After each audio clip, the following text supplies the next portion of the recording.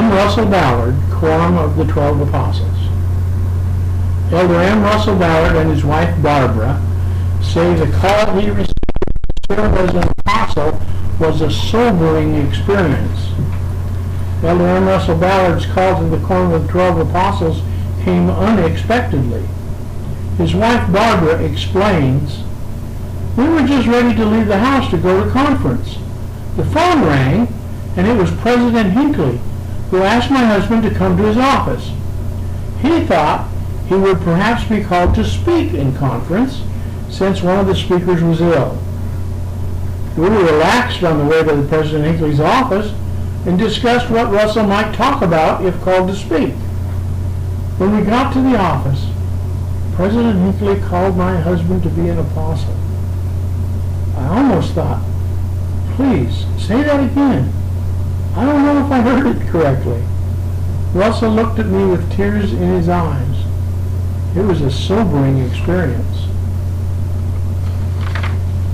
M. Russell Ballard was born in Salt Lake City on October 8, 1928, to Melvin Russell and Geraldine Smith Ballard. He showed devotion to hard work early in his life. He was a leader among his peers at East High School and at the University of Utah. While in college, his fraternity brothers called him the Bishop. They knew that, whatever the situation, he would be true to his standards and uphold his faith.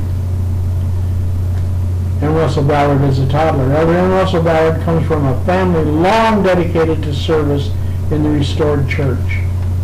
In 1949, as a 21-year-old missionary, he was called as first counselor in the presidency of the British Mission. Then, upon returning home in 1950, he met Barbara Bowen, who would become his wife. "I met her at the University of Utah Hello Day dance. A friend of mine thought we ought to meet, so he tagged in to dance with her, danced her over to where I was, introduced me, and I danced with her for about 30 seconds before I was tagged out. That was the beginning of a courtship of 11 months. I knew from the beginning I wanted to marry her, but she didn't share the same feelings. It was a little hard convincing her. I kid her now that getting her to agree to marry me was the greatest sales job I ever did," Elder Ballard said. They were married in the Salt Lake Temple on August 28, 1951. Shortly after the Ballard's marriage, he was called into a bishopric and has served in church leadership positions ever since. In 1974, he was called to preside over the Canada-Toronto mission. He was still serving in that capacity when, in 1976, he was called to the first quorum of the 70. In February 1980, he was called to the presidency of the first quorum of the 70. M. Russell Ballard and Barbara Bowen Ballard smile in an official wedding photo from 1951. I kid her now that getting her to agree to marry me was the greatest sales job I ever did, Elder Ballard says.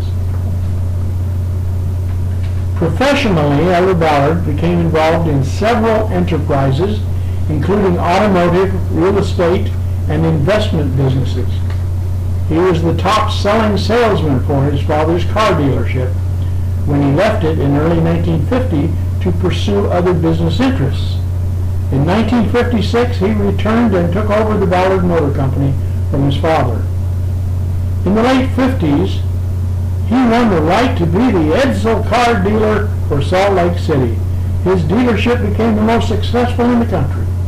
But, in the end, Edsel failed, and the motor company and dealers across the country lost hundreds of millions of dollars. It was a devastating experience, he said. First part of my business career, it seemed like everything worked. I was a little intolerant, I think, of those who were having trouble in business. But then I had trouble, and that helped me gain an empathy and understanding for people who struggle similarly. To me, failure is only when you quit trying, he said. If you keep working at a task and try to do what's right and honest, ultimately it works out. Family activities, including family home evening, are a high priority in the Ballard household in 1980. As a young bishop, M. Russell Ballard serves alongside his counselors, executive secretary, and clerks. That's him in the bottom row in the middle with all the dark hair. Elder Ballard treasures his marriage with his wife, Barbara. I knew from the beginning I wanted to marry her, he says. Serving the Lord. During the October 1980 General Conference, Elder Ballard invited church members who had an inactive or a non-member friend to commit to help that person come to the light of the gospel. He said, I want to help. I want to help you keep the commitment you've just made. I invite you to write to me when your time has come for some additional help. Send me the name of the person you seek to rescue, and I'll write a letter of encouragement to him. Encouragement is exactly what he gave. Elder Ballard wrote more than 600 personal letters to people who needed help in gaining a testimony. The responses he received show how many people were touched by his concern. For example, one of the recipients of Elder Ballard's letters wrote, I feel that your letter was the real beginning of this fantastic change in my life, and I thank you from the bottom of my heart. I don't know how he cares for so many people, said Sister Ballard. I wonder sometimes, when is it his turn? He has this deep reservoir of care. He just gives and gives and gives. Elder Ballard was sustained to the quorum of the 12 apostles on October 6, 1985. Elder Ballard's devotion to the gospel is based on the rock of his testimony.